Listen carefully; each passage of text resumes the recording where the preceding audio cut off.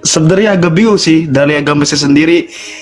Orang yang disalib itu bukan Nabi saya itu tersendiri, karena yang disalib itu menurut agama saya itu adalah muridnya, yaitu yang bernama Yudas. Isa atau Yesus itu tokoh yang samar-samar aslinya ya, maksudnya dalam perspektif sejarah. Oke, berbeda dengan teologis. Kita sampaikan teologis, jadi kita tidak bisa, karena data sejarahnya tidak ada. Kalau Anda percaya Injil itu ada, manalah Injil itu? Apalah Injil isi yang Injil dipegang Filipus itu, menurut saya ya, beda Injil dipegang Lukas atau Injil Filipus. apa. Ini masih nyembah manusia. Tobatlah Agatha. Ini nih, Wak. Bang Jual. Halo. Halo, halo, halo. Iya, halo Pak. Selamat siang. Selamat siang Pak. Ini mau gimana nih? Aduh, bingung ya. Mau bahas apa? Sains, ora atau apa? Bapak Islam atau Kristen Pak? Kalau saya Islam. Oke, silakan Oh, Bapak masih, mau bertanya saya masih apa? muda. Saya Oh masih iya muda Kakak, ya. silakan Belum Kakak. 1 tahun. Iya. Silakan Kakak mau bertanya apa tentang iman Kristen, boleh di sini. Apa aja, boleh. Saya, oh ya. Kalau pertanyaan mungkin masih menjadi perdebatan apakah Nabi Isa itu adalah Yesus, yang masih menjadi perdebatan. Dan saya pun mau mendengar dari agama sebelah apakah mereka itu satu tokoh yang sama atau berbeda. Seperti itu. Dari perspektif Bang Jual Kecoa gimana? Kalau nih ya, oke. Kalau menurut saya mereka sebenarnya agak bingung sih dari agama saya sendiri.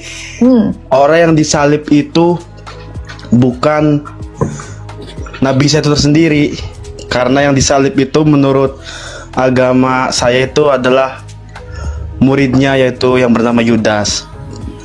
Ada dasarnya Abang mengatakan ini? Ada dari surat, saya lupa suratnya, cuman memang diterangkan dari Al-Quran saya itu memang seperti itu. Sepanjang yang Yang saya saya tahu. baca Al-Quran, Allah itu tidak pernah menarasikan bernama Yudas. Benar, tapi kan dalam arti menyebut muridnya. Tapi ya begitulah. Yang mengatakan dia diserupakan muridnya pun tidak ada. Kalau ada, boleh lah Bang, buktikan. Karena sepanjang saya membaca Quran, aku tidak pernah mengatakan bahwa dia ini digantikan oleh muridnya. Kalau oke. Kan saya cari datanya ya. Cuman saya menanyakan dari perspektif agama sebelah, apakah mereka satu orang yang sama apa berbeda? Satu tokoh yang sama apa berbeda? Saya kan menanyakan seperti itu. Mereka ini sama atau tidak? Padahal dari rahim yang suci, maksudnya dalam arti kan mungkin 1 banding 1 juta orang lah di masyarakat Yerusalem, Ya. orang yang bisa melahirkan tanpa seorang ayah. Bukan satu dibanding ini ya, karena memang yang lahir dari seorang perawan ini memang satu-satunya itu adalah Bunda Maria. Iya, maksud saya seperti itu. Mungkin ya. Jadi yang lahir dari perawan Maria ini memang cuma satu di dunia ini, Iya. yaitu Yesus Kristus. Tapi di abad ke-7 narasinya dibelokkan. Dikatakan tidak disalib. Kenapa? Ya karena tidak pernah ada orang di abad ke-7 yang menyaksikan itu. Siapapun saksinya, itu tidak ada di abad ke-1. Makanya boleh saja Isa ini atau Yesus ini merujuk kepada satu orang, yang satu yang benar. Nah, yang menjadi PR adalah untuk teman-teman Muslim, terutama Bang Kecoa, adalah mungkin tidak Abang percaya narasi yang mengatakan Isa atau Yesus yang diserupakan ini terhadap orang yang tidak pernah melihat dengan mata kepalanya. Abang bisa percaya nggak narasi orang di abad ke-7 yang tidak menyaksikan, yang nggak pernah hidup di zaman itu, yang nggak ada saksinya, Abang percayai dengan pernyataan bahwa Isa ini diserupakan dengan muridnya? atau Yesus ini diserupakan dengan muridnya? Karena tidak ada omongan di abad 1, tidak pernah ada yang berkata Yesus itu diserupakan selama 7 abad. Bayangkan, 600 tahun lebih tidak ada yang mengatakan Yesus itu diserupakan dengan muridnya. Kan benar kan, ini kan maksud saya yang saya tanyakan. Oke, kalau memang dari sebelah memang berbeda, cuman ini pandangan saya tuh dari agama saya pun mereka itu lahir maksudnya dari perawan suci gitu ya. Mungkin ya Maria itu nama yang mungkin dari bahasa yang berbeda, mungkin ya dari mungkin di zaman itu mungkin ada bahasa Aram atau bahasa Yunani kuno, saya nggak tahu, cuman memang kita tidak sedang memperdebatkan nama atau sebutannya, tapi peristiwa yang dialami oleh tokoh yang bernama Isa atau Yesus ini kenapa berbeda dengan yang sebenarnya gitu loh. Contoh nih ya, nih saya katakan ini hitam, ini ada isinya, ini karena bareng sama saya. Terus tiba-tiba ada orang Papua bilang, oh ini putih, ini tidak ada isinya. Logikanya seperti itu, ya. Mungkin tidak abang percaya dengan orang Papua sana yang mengatakan ini putih, sementara dia tidak pernah melihat ini. Dan ini tidak berisi, sementara orang Papua ini nggak ada ngelihat sama sekali. Tidak ada saksi juga. Dia tidak melihat langsung, tetapi saya yang melihat langsung. Ini saya katakan ini hitam dan ini ada isinya. Ayo. no, tapi oke, saya ini coba ya. Tapi dalam perspektif sejarah ya, maksudnya dalam ini beda sejarah yang nyata itu, padahal bisa dibilang ya Isa atau Yesus itu tokoh yang samar-samar aslinya ya, maksudnya dalam perspektif sejarah. Oke, berbeda dengan teologis. Kita sampaikan teologis, jadi kita tidak bisa karena data sejarahnya tidak ada. Oke, abang bisa buka, abang bisa buka seorang sejarawan namanya Flavius Josephus. Ini bukan orang Kristen, ini orang Yahudi. Abang bisa buka dan bukunya ada, dikatakan di sana ada seorang bijaksana. Ya, karena dia tidak mengimani Yesus ini. Flavius Josephus ini mengatakan ada seorang bijaksana yang mati pada hari Jumat lalu bangkit pada hari Minggu. Jadi kalau Anda mengatakan dalam perspektif sejarah ini tidak ada, banyak sekali. Tacitus. No. Loh, Anda coba dulu cari tahu dulu supaya Oke. Supaya Anda juga tidak menjadi buta sejarah.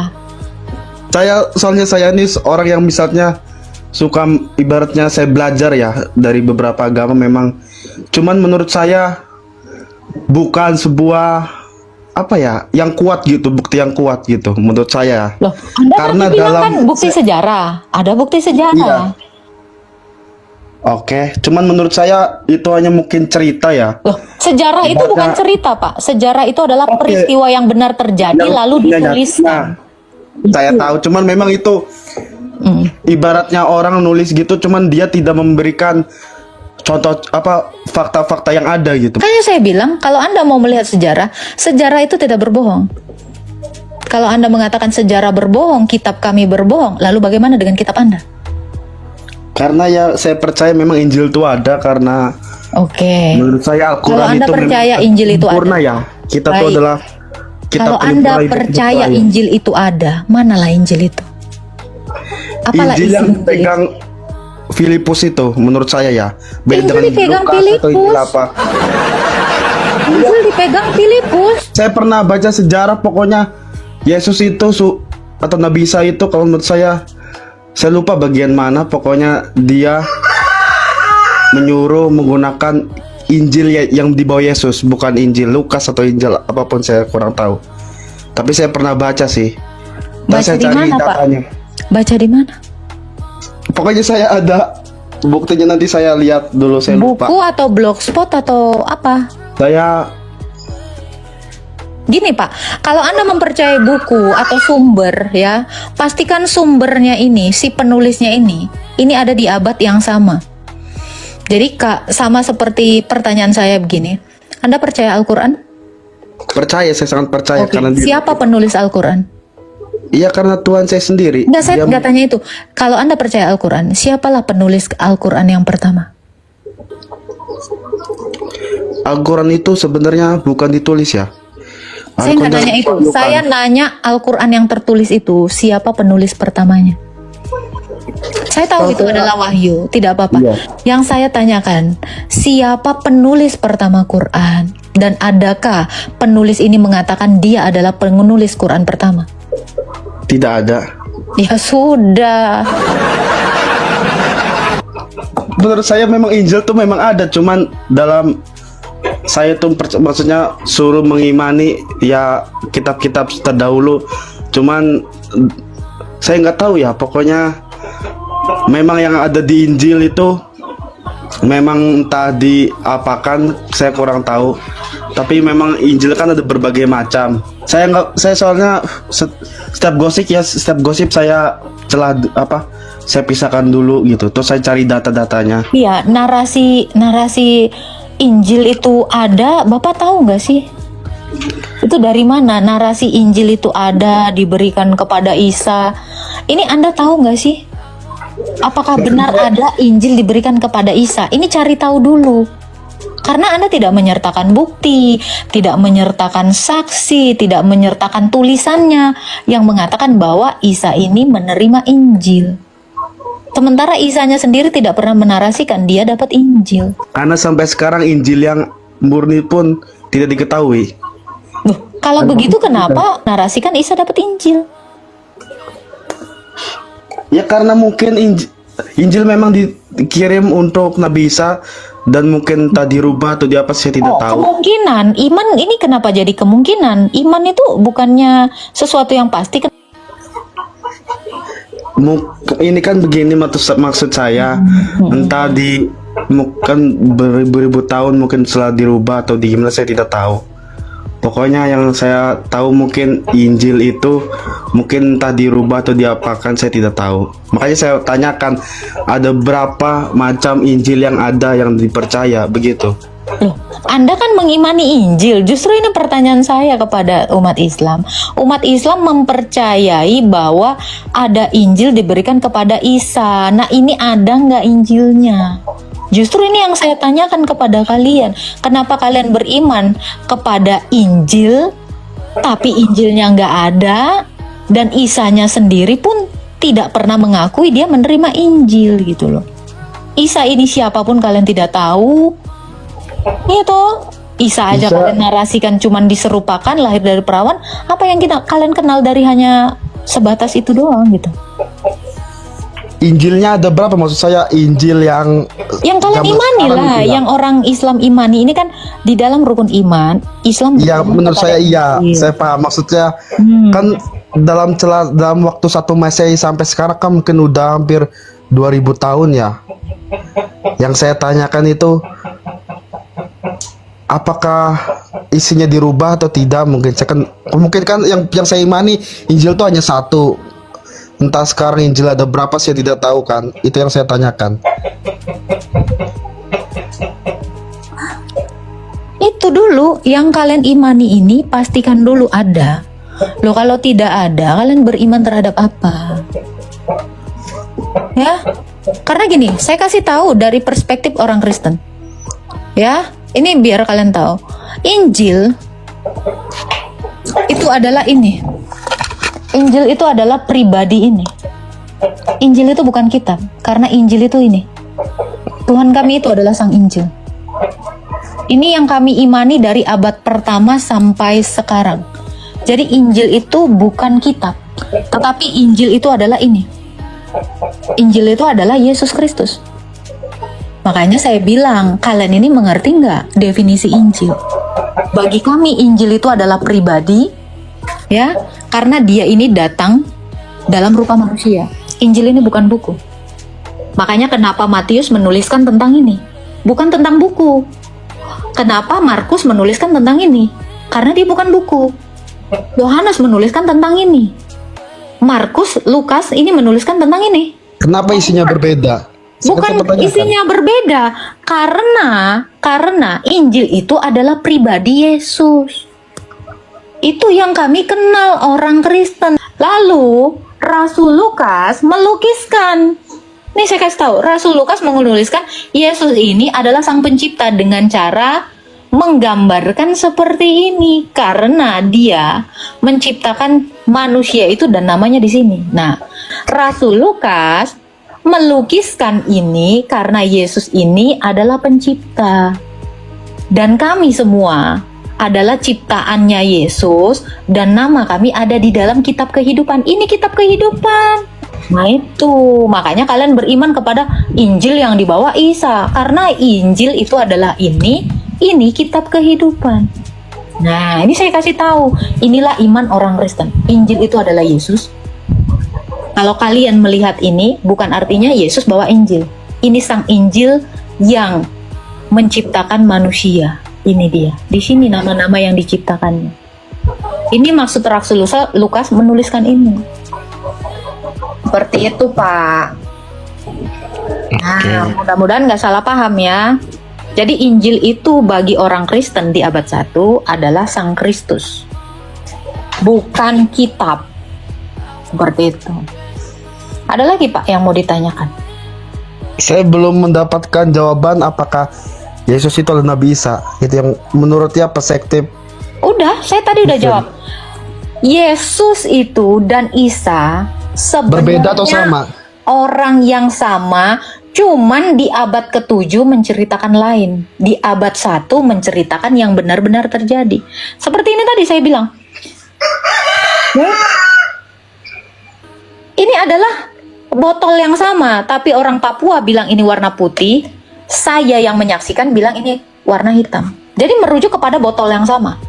Isa dan Yesus itu merujuk kepada tokoh yang sama, tapi di abad ke-7 mengatakan lain daripada yang sebenarnya di abad 1. Itu jawaban saya. Padahal mereka adalah pribadi yang sama menurut saya. Iya, kayak Bapak nih ngeliat saya. Saya Agatha yang seperti ini. Tapi ada orang yang belum lah nanti ya, abad 7, bayangkan 600 tahun nanti bilang, oh si Agatha itu hitam legam dan giginya mancung gitu. Kenapa? Karena dia nggak pernah ngeliat. Makanya dia menarasikan seperti itu. Tapi Bapak akan mengatakan si Agatha itu yang seperti Bapak lihat ini. Itu aja bedanya. Merujuk kepada yang sama, tetapi yang satu beda cerita. Yang satu menceritakan yang benar. Itu, Pak. No, di sini tidak ada perspektif benar atau salah ya, menurut saya.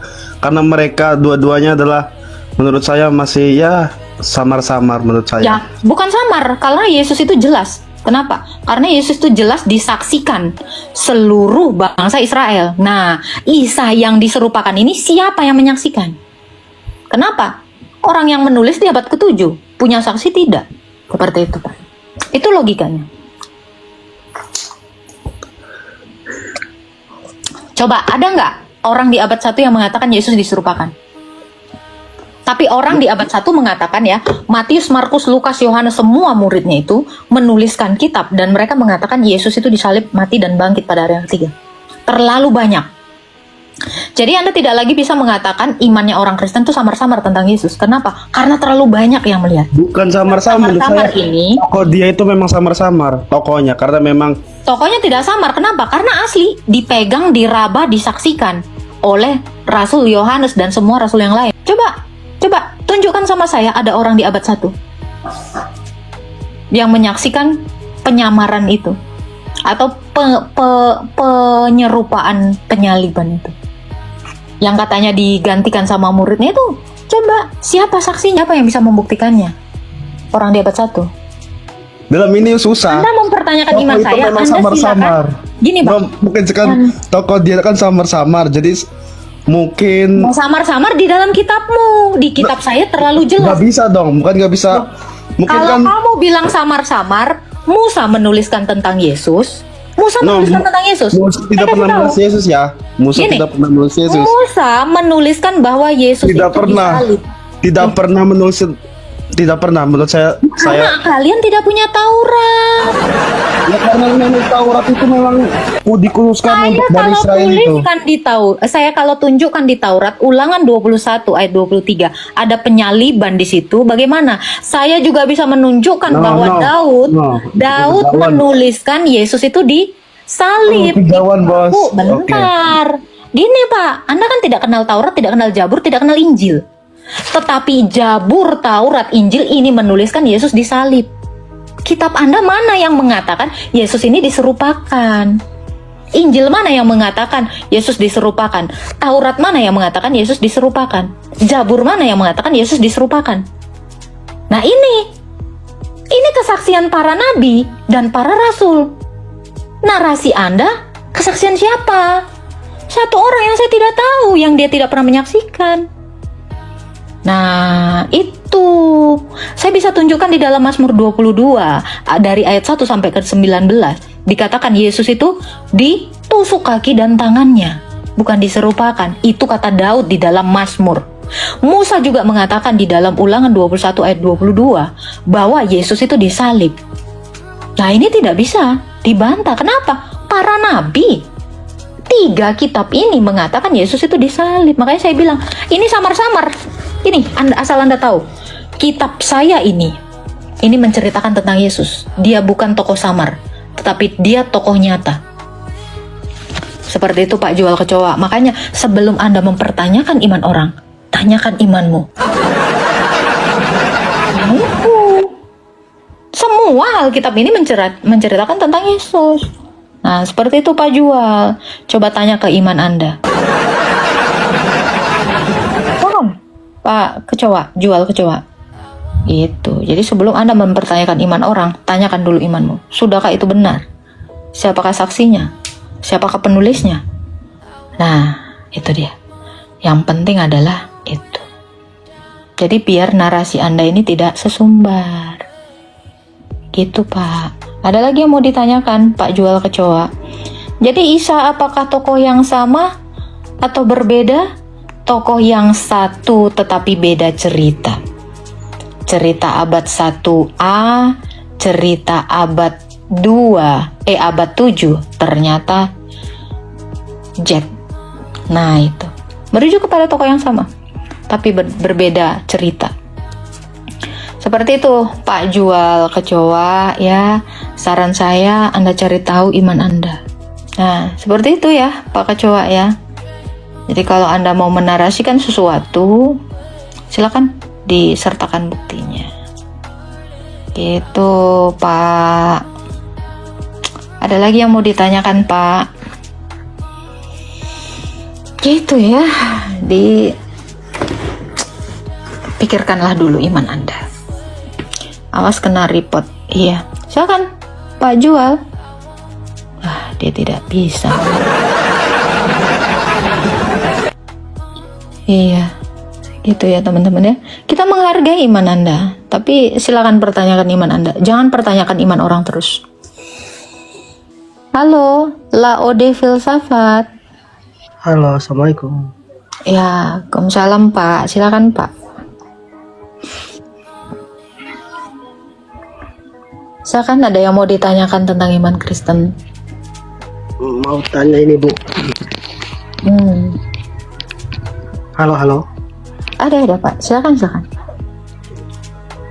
Ini mau tanya, di Alkitab ada nggak nama yang menceritakan Muhammad? Nggak ada. Nggak ada ya? Nggak ada. Orangnya belum ada kok diceritain. Satu ayat tuh nggak ada ya?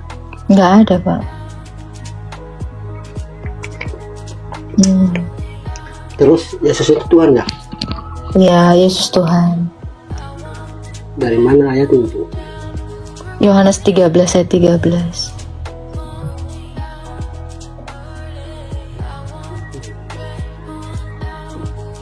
Wahyu 1 ayat hilang. Saya menantikan debat panjang dengan Pak Filsafat. Lanjut dong Pak Filsafat. Namanya saya suka.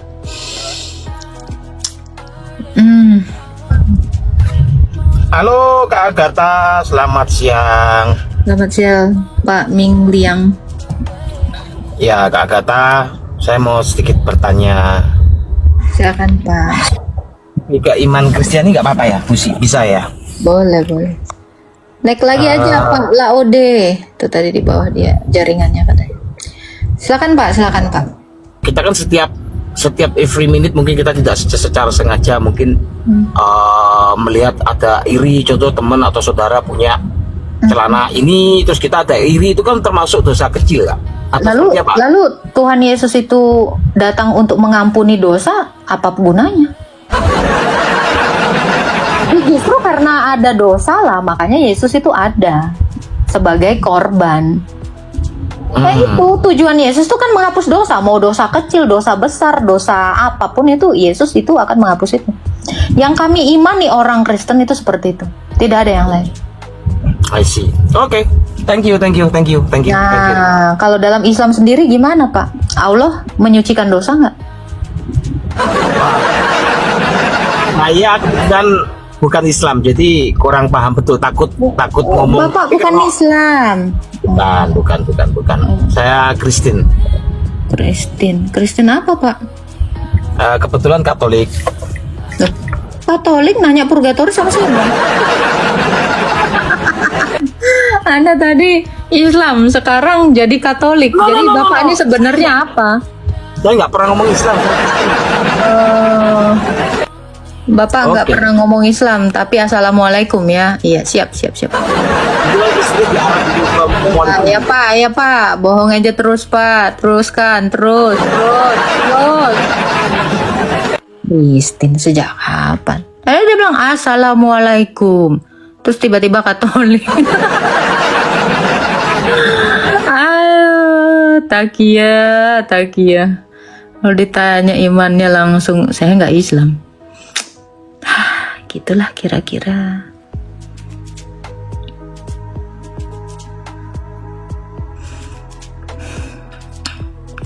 Halo, Alpati. Yang tadi Laode Filsafat kirim permintaan aja lagi. Silakan Pak, ada yang mau ditanyakan. Ini saya cuma mau bertanya, apakah antara pencipta dan yang diciptakan harus sama atau harus beda gitu? Apakah pencipta dengan yang diciptakan harus sama? Belum tentu. Belum tentu gimana gitu. Iya, karena Allah tidak mungkin. Dia itu seperti batu. Jadi Allah itu tidak sama dengan makhluknya, tetapi dia bisa menyerupai apa yang dia ciptakan. Jadi Allah bisa serupa dengan ada samanya, ada titik sama dengan kita. Dia bukan ada titik sama, dia bisa menyerupai manusia. Karena Bisa menyerupai manusia. Bisa dong. Kalau dia nggak bisa menyerupai, namanya dia bukan Tuhan. Iya. Contoh kayak monyet nggak bisa menyerupai saya nggak bisa menyerupai monyet. Kenapa? Karena saya bukan Tuhan. Kalau Tuhan pasti bisa menjadi seperti ciptaannya, tetapi ciptaannya tidak bisa menjadi seperti Tuhan. Itu keterangannya dari mana, Bu? Keterangan apa tuh? Ya, landasan dalil atau apalah. Oke, Kejadian 1 ayat 26. Baiklah kita menciptakan manusia ini menurut gambar dan rupa kita. Gitu. Itu dalil kok, ketawa. Gimana? Kira-kira Tuhanmu bisa nggak menyerupai makhluknya, Pak? Kalau gini, kalau saya mah kalau menurut agama Islam ya, lam yalid walam yulad walam yakul lahu kufuwan ahad. Artinya? Ya gitu ya. Allah itu tidak melahirkan dan tidak dilahirkan, dan tidak ada satu makhluk pun yang bisa menyerupai Allah lah gitu. Oke. Batu Logikanya dilahirkan gini, nggak, Pak? logikanya gini, Pak. Logikanya kita begini. Kita bikin apalah, makanan lah. Kalau ibu-ibu suka bikin kue. Ya. Kalau kita bikin kue, otomatis kue yang bikin kita itu tidak ada samanya. Kita bikin Tidak ada. kue, Ya. terus kue? Ya, kue yang kita bikin itu pasti berbeda dengan kita. Ya memang iya. Terus Ya. hubungannya apa? Ya, terus yang dan kita juga tidak bisa bisa seperti kue karena kita itu ada pencipta. Karena kita itu tidak mampu. Bukan. Manusia tidak bisa menjadi kue karena manusia itu tidak bisa. Tetapi kalau Tuhan menciptakan manusia, dia bisa menjadi manusia. Kenapa? Karena Tuhan mampu. Gimana sih? Loh, sekarang ini, kalau Tuhan itu maha kuasa, dia mampu, maha segalanya, ya berarti dia bisa, bahkan dia bisa menjadi kue. Tolok ukur suatu Tuhan ya, kalau kita mengimani Tuhan itu maha kuasa, setidaknya dia mampu dulu, bos. Ya kalau dia tidak mampu, berarti dia tidak membuktikan dirinya Tuhan, kan gitu. Saya ini tidak bisa membuktikan saya Tuhan, kenapa? Saya tidak mampu jadi kue. Ya wis, kita tanya lagi. Kalau Tuhan mampu menyerupai manusia, berarti siapa yang manusia yang jadi Tuhan gitu dah? Mana ada manusia jadi Tuhan? Katanya tadi ada. Dia menjadi gini, kan Tuhan itu bisa menjadi manusia. Iya, Kalau Tuhan yang bisa menjadi manusia, terus urusannya apa lagi? Iya, siapa? Ya dia tetap Tuhan dan dia tetap manusia, kan selesai. Jika Allah itu menjadi manusia, kemanusiaannya tidak merubah ketuhanannya, ketuhanannya pun tidak berubah oleh kemanusiaannya. Saya kasih contoh, Pak. Saya kasih contoh, Pak. Kalau ada emas masuk ke dalam lumpur, apa emasnya jadi lumpur? Nah, itu yang saya maksud. Ketika Allah menjadi manusia, keilahiannya itu tidak hilang. Tetapi keilahiannya tetap ada, kemanusiaannya ada. Itulah Yesus. Saya kasih contoh, emas masuk ke lumpur, emas tetap emas, lumpur tetap lumpur. Paham sampai sini? Ya, Al-Fatihah dulu. Gitu. Pertanyaan si ini ibarat gini. Udah. Pakai ini, makanya saya bilang. Ya, saya nggak bisa jadi kue karena saya tidak mampu, bos. Kalau saya Tuhan, saya jadi kue, bisa. Mungkin nggak? Mungkin. Mungkin. Bagi Tuhan tidak ada yang mungkin. Bahkan unta masuk lubang jarum aja mungkin. Kenapa? Bisa jadi lubang jarumnya dibesarkan nama Tuhan. Karena apa? Mampu, bos. Nah, yang nggak mampu ini, kalian tanya dulu. Halo, monyet. Oh, maaf, tulis itu monyet. Gimana gue manggilnya? Masih dipanggilnya. Aku cuma mau nanya ini, Kak. Aku berpandang sebagai orang yang belum beragama. Oke. Dan aku mau mempelajari agama Kristen. Nah, kalau kita buka kitab Matius 25 ayat 31 sampai seterusnya, itu ada penghakiman terakhir. Tapi sayangnya di kitab Injil yang lain, Lukas, Markus, dan Yohanes itu nggak ada. Begitu juga contohnya kita ambil yang paling mudah itu doa Bapa kami. Doa Bapa kami itu versi yang lebih panjang ada di kitab Lukas kalau nggak salah, Lukas 10 kalau nggak salah. Tapi di kitab Markus itu tidak ada. Dan di kitab Matius itu kurang panjang daripada kitab Lukas. Yang mau kutanya, Kak, mengapa di setiap kitab Injil ini, Matius, Markus, Lukas, Yohanes, memiliki beberapa subbab yang ada yang hilang, tapi ada juga yang sama? Kayak tadi yang hilang itu yang hanya ada di satu tempat, kayak contohnya tadi yang kita tahu Yesus menyembuhkan banyak orang sakit, itu hanya ada di Matius 15 ayat 29 sampai 31. Tapi kalau kita buka kitab Markus itu tadi, kita tidak menemukan doa Bapa kami. Dan jika kita buka kitab Lukas, itu kita menemukan doa Bapa kami, tapi versi yang paling panjangnya. Dan itu yang dipakai oleh gereja Protestan. Pertanyaannya, mengapa ini berbeda, Kak? Iya, kalau sama kan satu aja ditulisnya. Kalau Matius menulis yang sama dengan Markus, ya satu aja ditulis. Ngapain mereka keempatnya memberikan kesaksian yang sama? Ya toh, kan ini saya kasih tahu ya Bang ya.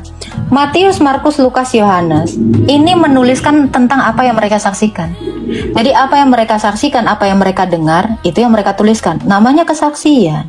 Kalau semuanya mirip, saya curiga Matius ini nyontek sama Markus, Markus nyontek sama Lukas, Lukas nyontek sama Yohanes. Makanya berbeda. Kenapa? Karena perspektif para saksi berbeda-beda, tetapi semuanya keempatnya itu saling melengkapi. Oh, Nah, ya kalau misalnya Matius nulis yang sama A, B, C kayak dihafalkan begini, gini, ya ngapain jadinya 4 Injil? Bikin aja satu Injil bareng-bareng, kan gitu. Iya, jadi Matius menuliskan apa yang dia saksikan, apa yang dia dengar. Lukas juga menuliskan apa yang dia dengar. Kalau dia dengarnya cuma setengah, ya itu yang dia tuliskan. Namanya kesaksian. Kesaksian itu justru kalau kamu ke pengadilan, kesaksiannya mirip semua 4 orang, hakimnya juga curiga. Kalian ini lagi janjian. Itu aja jawaban dari saya. Ada lagi yang mau ditanya? ya, cuman itu aja Kak. Karena sebagai orang Kristen, saya sendiri memang Kristen Kak. Cuman ini yang paling saya bingung kan Kak di Kristen. Kenapa ada berbeda? Dan itu Sudah tadi. mengerti? Sudah Oke, Kak. mengerti? Masih Kak. Ya, ada lagi Bang? Nggak ada. Gitu. Soalnya kitab kita ini kesaksian banyak orang. Kalau satu orang namanya bukan saksi. Kalau satu orang namanya asumsi. Ya, ada yang mau ditanyakan, Pak? Silakan, Kak.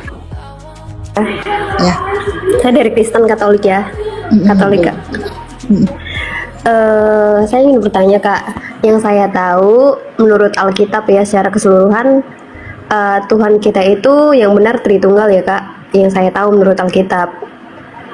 Tapi bagi agama Protestan kan oneness. Kalau kita, kalau Katolik percaya Tritunggal itu yang benar, dan menurut Alkitab juga Tritunggal yang benar ya Kak. Atau gimana Kak? Orang Kristen Protestan, Ortodoks, semuanya itu percaya Allah Tritunggal. Jadi kalau Anda mengatakan Protestan itu tidak Tritunggal, ya salah. Protestan itu Tritunggal. Makanya mereka mengimani pengakuan iman rasuli. Di dalam pengakuan iman rasuli, itu adalah pengakuan iman Allah kita, yaitu dikatakan bahwa orang Protestan itu percaya Tritunggal. Jadi jangan dibilang Iya Kak, soalnya kemarin saya kan sempat sering ya nonton live-nya Mikana. Kalau Mikana nggak percaya Tritunggal Kak.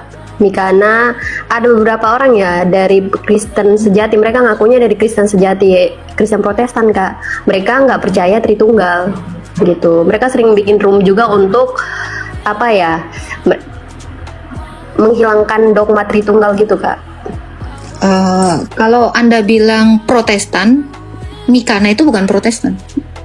Jadi kita itu kalau mau mengatakan Protestan itu tidak percaya Tritunggal, berarti Anda mengatakan dalam jumlah banyak. Mikana itu adalah oknum. Mikana itu oknum yang ngaku-ngaku Protestan. Tapi dia bukan Protestan, karena semua teman-teman Protestan, tadi sudah saya katakan, dasar iman mereka itu adalah Tritunggal. Tidak ada Protestan yang tidak Tritunggal. Jadi Mikana itu adalah oknum yang ngaku-ngaku Protestan. Mikana itu bukan sebagai tolok ukur dari Kristen Protestan. Seperti itu. Iya benar, soalnya mereka ngakunya Kristen Protestan, tapi mereka nggak percaya Tritunggal gitu. Nah itu berarti bukan Kristen Protestan. Iya Kak. Iya, karena baik Protestan, Katolik, Ortodoks itu percaya Allah Tritunggal. Seperti itu Kak Vira. Ya berarti semua sama ya, Katolik juga percaya Tritunggal itu yang benar ya Kak. Betul. Ada lagi yang mau ditanyakan Kak Vira? Cuman itu aja sih Kak yang pengen saya tanya. Makasih ya. Ya, Tuhan berkati Kak Vira. Amin. Tuhan Halo berkati juga. Agatha. Apa sih? Agatha, hari ini masih nyembah manusia. Tobatlah Ya, Agatha. Pak, ini nih Kak nih, salam toleransi. Tuhanmu itu manusia, Agatha. Gak apa-apa Pak, boleh kan? Ciri-cirinya manusia itu bisa makan, bisa minum. Saya tahu. Ya, hargai iman saya Pak. Ya, Kalau Anda tidak suka dengan iman saya, ciri-ciri Pak, boleh nggak sih Pak? Boleh nggak sih menghina sesembahan orang di dalam kitabmu? Tunggu. Allahmu mengajarkan seperti itu. itu Iya. Cuh. Udah, insaf Pak, insaf. Ya. Janganlah kamu menghina sesembahan orang supaya sesembahanmu nggak dihina. Dengerin Allahmu. Ya. Jangan kau sibuk kali ngurusin imannya orang. Mau saya menuhankan siapa itu urusan saya. Jadi jangan kau terlalu sibuk dengan iman orang. Wah, saya lagi siar Tuhan saya kok. Sekalipun Tuhan saya itu adalah manusia, tapi dia bisa memberikan kehidupan. Itu. Ya. Silakan, Lexus. Iya, shalom Kak Agatha. Tadi aku nggak seneng ada orang yang fitnah Protestan bilang oneness gitu loh. Kan nggak semua Protestan. Kejar dia, Bang. Kejar. Iya. Kejar dia, Bang. Enggak. Tadi kan udah saya jelaskan ya, Protestan itu menyembah Allah Tritunggal. Tadi sudah saya bilang kan, Mikana itu tidak Protestan. Ya, dia ngaku-ngaku Protestan. Gitu ya. Tenang aja Pak. Saya bela. Beta janji, beta bela untuk selamanya. Gitu ya. Dogma orang Protestan itu adalah Tritunggal. Gitu ya. Nggak apa-apa. Kakak tadi tuh cuman kaget aja nengok Mikana. Ya nggak apa-apa. Boleh-boleh aja. Sah-sah aja. Tenang. Selagi saya ada di sini, Protestan itu, Katolik itu, Ortodok itu semuanya murid Yesus. Mau percaya atau tidak, itu kenyataannya. Gitu ya. Beta janji.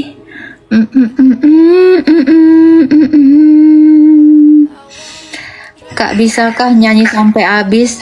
Nggak bisa, Bang. Halo, silakan. WP. Silakan Pak WP, ada yang mau ditanya. WP atau Doni? Ya, selamat siang. Halo. Ya, Salam selamat siang. iman dalam Tuhan Yesus. Ya, silakan Pak WP. Ada yang mau ditanyakan?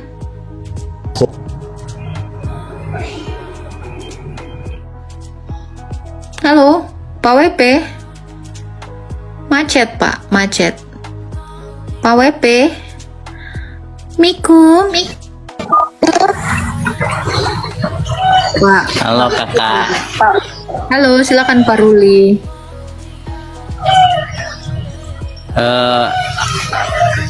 Itu agama Ortodoks, Protestan atau Kristen itu apa perbedaannya tuh Mbak? Mbak jangan nanya agama Islam lagi ke aku ya. Aku cuma nanya ke Kristenan ya. Apa Pak? Yang mau tanya apa? Saya nggak mau menyatakan perbedaan di sini, persamaan yang mau saya katakan. Karena baik Protestan, Katolik, Ortodoks ini sama-sama menyembah Allah Tritunggal. Itu baru. Itu cara ibadahnya gimana itu? Ya. Cara ibadahnya seperti yang diajarkan oleh para rasul, para nabi ada di Alkitab. Ibadahnya itu dengan cara apa? Kurban atau ekaristi. Jadi mau Protestan, mau Katolik, mau Ortodoks semuanya melakukan ekaristi atau perjamuan kudus. Ibadahnya sama. Itu Pak. Oh gitu. Jadi kayak maaf Kak gini. Jadi kayak apa tuh kayak air suci itu sama aja berarti dia ya. Suci air suci hubungannya apa Pak sama air suci dengan ibadah? Tidak. Soalnya kan ayah angkat aku tuh dia Kristen ya. Setiap kali malam tahun baru itu dia ada kayak minum air suci gitu. Biar nggak apa-apa. Itu minum air suci bukan bagian dari ibadah Pak, karena ibadah itu adalah kurban. Itu perjamuan kudus itulah ibadah sejatinya orang Kristen, orang Yahudi dan semua manusia dari zaman perjanjian lama. Gitu. Oh jadi gitu. Jadi nah kalau gini nanya tadi kalau sama medis tadi agak lain rasanya. Dikekang kali ya gua. Oh jadi gitu perbedaannya Mbak ya. Berarti darah suci itu kayak tidak masuk di agama berarti ya. Darah suci. Apa? Air suci. Iya, itu bukan ibadah. Air suci itu bukan ibadah. Pak ada, Pak. Tuh Pak Arif coba tanya, Pak. Oh, itu aja, Mbak. Aku mau nanya itu aja. Siap. Tuhan memberkati Pak Ruli. Agatha mau Oke, nanya. assalamualaikum. Pak. Agatha mau nanya. Apa Pak?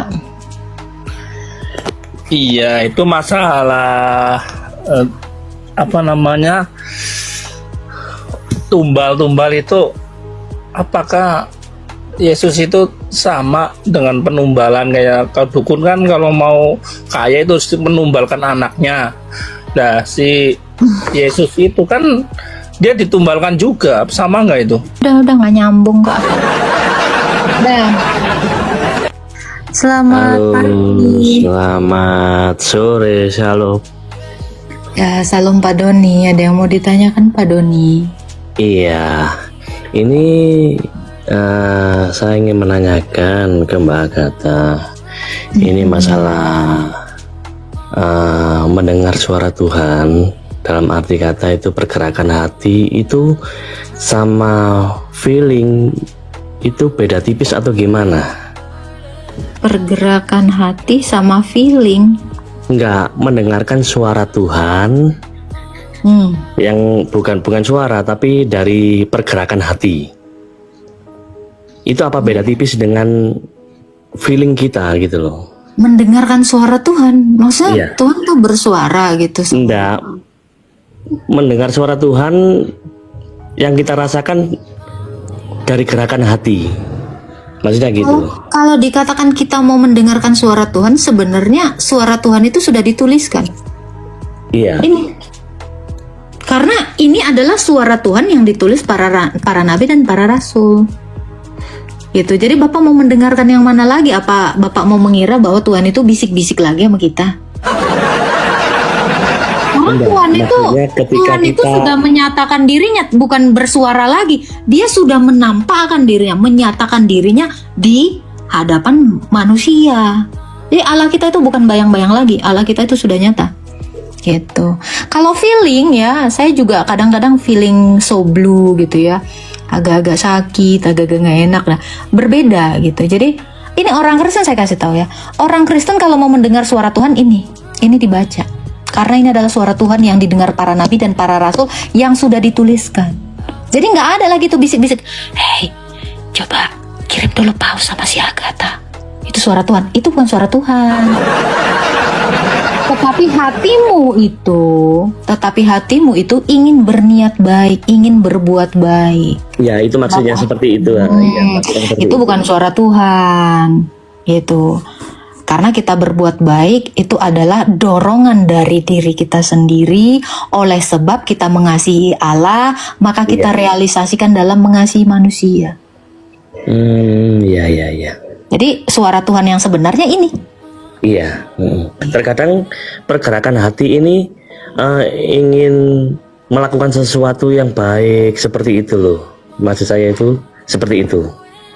Sebenarnya pergerakan hati ini ingin melakukan sesuatu yang baik. Bapak kalau baca di dalam Roma 7, manusia itu memang hanya tahu yang baik sejak semula.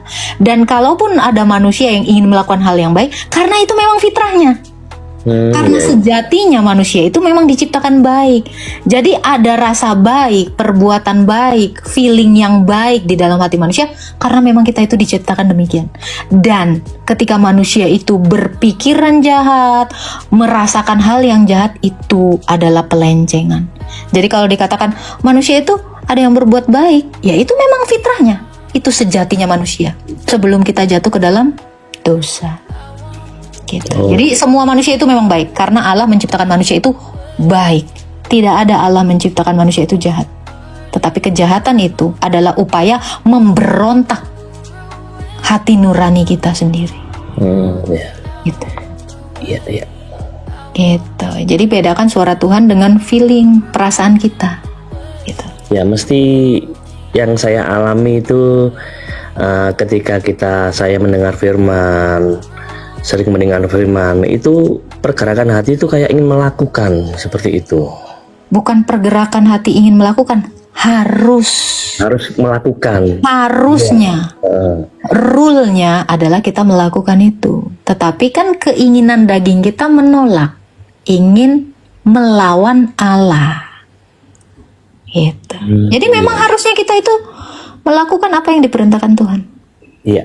Tetapi karena ada kehendak bebas tadi, sehingga manusia itu kadang tidak mau mendengarkan suaranya Allah, tapi lebih mendengarkan keinginan daging kita. Keinginan daging, iya. Sebab keinginan daging adalah melawan Allah. Oh, iya, benar. Ada lagi Pak yang mau ditanyakan? Oke, terima kasih. Ya, Tuhan memberkati Pak Doni. Shalom, Tuhan berkati. Di tengah era pluralisme dan debat terbuka lintas agama, iman Kristen kerap diperhadapkan pada gugatan terhadap inti doktrinalnya, khususnya tentang sosok Yesus, keabsahan penyaliban, dan otoritas Injil. Dalam salah satu video debat yang tajam ini, kita menyaksikan bagaimana pertanyaan-pertanyaan kritis dari lawan bicara justru membuka ruang apologetik yang kuat bagi iman Kristen untuk menyatakan kebenarannya secara rasional dan teologis. Dari percakapan ini, kita dapat menarik 3 pelajaran penting yang bukan hanya menjelaskan keyakinan Kristen, tetapi juga meneguhkan fondasi iman kita dalam terang logika dan sejarah. 1. Penyaliban bukan mitos, melainkan fakta historis yang tak tertandingi. Salah satu poin utama yang disengketakan dalam video ini adalah soal penyaliban Yesus Kristus. Pihak lawan berargumen bahwa menurut narasi tertentu, Yesus tidak disalib, melainkan seseorang yang diserupakan dengannya. Namun penolakan terhadap penyaliban Yesus justru membentur realitas sejarah. Kesaksian dari abad pertama, dari para murid Yesus sendiri, catatan para rasul, hingga pengakuan sejarawan non-Kristen seperti Flavius Josephus, mengafirmasi bahwa Yesus sungguh disalib, mati, dan dikuburkan. Dari sudut pandang Kristen, penyaliban bukan sekadar peristiwa sejarah, tetapi inti dari karya penebusan Allah. Ini bukan mitos atau alegori, melainkan peristiwa yang dijabarkan oleh para saksi mata. Konsep diserupakan, apalagi tanpa saksi dan catatan kontemporer, bukan hanya tidak meyakinkan secara historis, tetapi juga gagal secara filosofis. Kebenaran tidak bisa dibangun di atas narasi yang baru muncul berabad-abad kemudian tanpa dasar kesaksian langsung. Kekristenan, sebaliknya, dibangun di atas kesaksian yang konkret, disertai bukti, dan diteruskan secara konsisten dari generasi ke generasi. 2. Yesus Kristus bukan sekadar nabi, ia adalah pribadi Sang Injil. Dalam diskusi ini muncul pula pertanyaan klasik, siapa sesungguhnya Yesus? Dari sudut pandang Kristen, Yesus tidak sekadar seorang nabi atau guru moral. Ia adalah pernyataan Allah dalam rupa manusia, Sang Injil itu sendiri. Ini adalah inti dari iman Kristen, bahwa Allah tidak hanya menyampaikan firman, tetapi menjadi firman itu sendiri dan tinggal di antara manusia. Ketika umat Kristen berkata bahwa Yesus adalah Injil, mereka tidak berbicara tentang dokumen atau kitab, melainkan tentang pribadi yang adalah kabar baik itu sendiri. Dalam diri Yesus, kebenaran Allah menjelma secara utuh, dalam tindakan, pengajaran, dan pengorbanan. Maka pertanyaan apakah Yesus menerima Injil menjadi tidak relevan. Karena dialah Sang Injil, menyangkal kemanusiaan atau ketuhanannya berarti mereduksi Allah yang hidup menjadi konsep yang terbatas oleh pemahaman manusia semata. 3. Keunikan kesaksian para rasul menunjukkan autentisitas, bukan kontradiksi. Salah satu keraguan yang diajukan dalam diskusi ini menyasar keberagaman isi dalam keempat Injil, mengapa ada yang ditulis dalam satu Injil tapi tidak ada di Injil lain. Disinilah perlu dijelaskan konsep kesaksian dalam iman Kristen. Keempat Injil ditulis oleh saksi mata atau mereka yang mewawancarai saksi mata langsung. Seperti dalam pengadilan modern, setiap saksi membawa perspektif yang khas berdasarkan pengalaman mereka masing-masing. Alih-alih mencurigai perbedaan sebagai kontradiksi, kita justru melihatnya sebagai konfirmasi bahwa Injil tidak disusun secara fabrikasi. Jika semua Injil identik, kecurigaan bahwa itu hasil rekayasa justru meningkat. Sebaliknya, perbedaan dalam narasi, namun konsisten dalam inti pesan, memperkuat kredibilitas historis. Inilah harmoni kesaksian, masing-masing menyumbang potongan kebenaran, dan jika disatukan membentuk gambaran yang utuh dan hidup tentang siapa Yesus itu.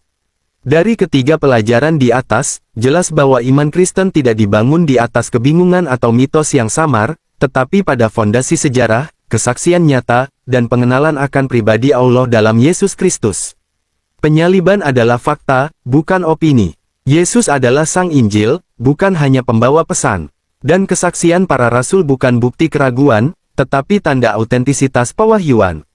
Maka dalam menghadapi segala tantangan, kekristenan tidak perlu gentar, karena kebenaran sejati, sekalipun diuji, akan tetap berdiri tegak.